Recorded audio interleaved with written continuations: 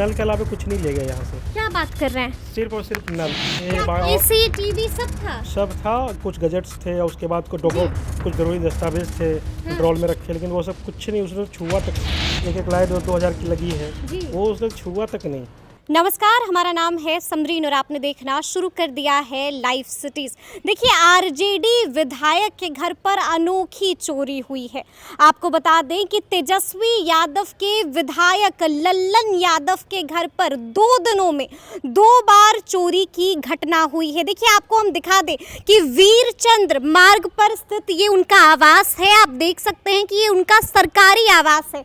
Flat number 14/5 में लल्लन यादव के घर पर चोरी हो गई है। आपको बता दें कि लल्लन यादव बेगूसराय के साहेबपुर कमाल से विधायक हैं और जब ये चोरी की घटना हुई तो विधायक जी दिल्ली में थे। आपको बता दें कि फिलहाल इस आवास में उनके रिश्तेदार रह रहे हैं और बड़ी बात ये है कि 2 दिनों में 2 बार चोरी की घटना यहाँ पर हुई है। तो चलिए फिर हम भी अंदर चलते हैं और आपको दिखाते हैं कि चोरों ने यहाँ पर कितना हुड़दंग मचाया है। तो देखिए, यहाँ पर हमारे साथ बातचीत करने के लिए लल्लन यादव के रिश्तेदार हैं विकास यादव, जो घर की जिम्मेदारी देख रहे थे। क्या हो गया? सुन रहे हैं चोरी हो गई है 2 दिनों में 2 बार।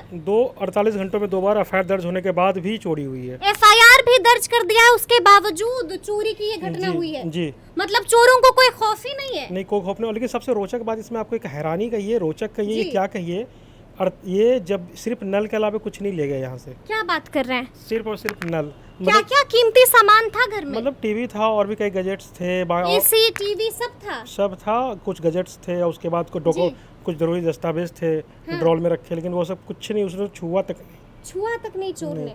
एक लाइट 2000 की लगी है, वो उसने छुआ तक नहीं।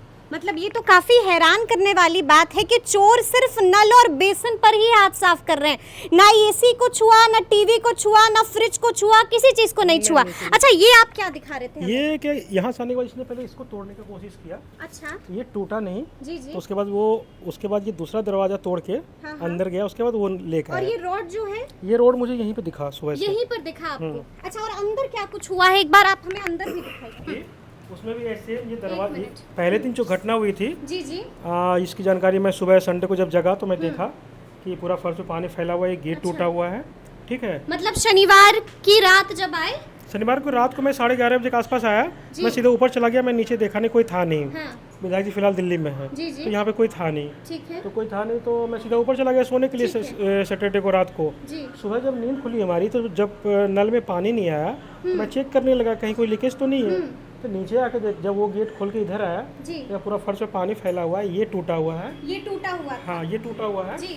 और उसके बाद और भी कई चीज़ें थी जिसको मैंने भी हटा दिया यहाँ से। वो सब चीज़ें जहाँ की तहाँ पड़ी हुई है। और ये पानी लीकेज हो रहा था, इसको मैंने बंद करवाया है। ये 1 2 3 और एक वहाँ, वो 4 नल ले गया। 4 नल यहाँ पर से ले गया, सिर्फ 4 नल। ये जो टूटी हुई बेसिन है, ये कल रात को जब मैं 9:30 बजे बाहर से लौट के आया, तो दरवाजा तोड़ दिया था, तो उसको मैंने बनवा दिया दोबारा से। बनवा के मैं चला गया था कल बाहर, तो फिर लौट के जब आया 9:30 बजे तो मैं देखता हूँ फिर ये दरवाजा टूटा हुआ है, पानी फैला हुआ है। ये बेसिन तोड़ के, ये बेसिन को नहीं ले गया वो, देखिए वो नल भी नहीं ले गया, सिर्फ ऊपर का नल और ये यहाँ से 2 नल। अच्छा, यहाँ से 2 नल भी लेके यहाँ से 2 नल, ये लीकेज हो रहा था, इस वजह से इसको मैंने पैक करवाया है फिलहाल टेम्पोररी। हाँ, और एक बाहर से ले गया है। अच्छा, ये बताइए कि पहली घटना कब हुई? जिस वक्त पहली घटना हुई तो आप घर पर थे? मैं शनिवार रात को आया था, मैं दोपहर को शनिवार को निकला था यहाँ से, तो सब कुछ सही था। शनिवार रात को आया तो मैं नीचे नहीं जाकर सीधे ऊपर चला गया सोने। संडे जब सुबह हमारी नींद खुली तो मैं देखा कि ये सब हो गया। अच्छा। हाँ, तो फिर मैंने तत्काल जानकारी कोतवाली को दिया। कोतवाली से टीम आई यहाँ पे, वो मैंने एफआईआर दर्ज करवाया।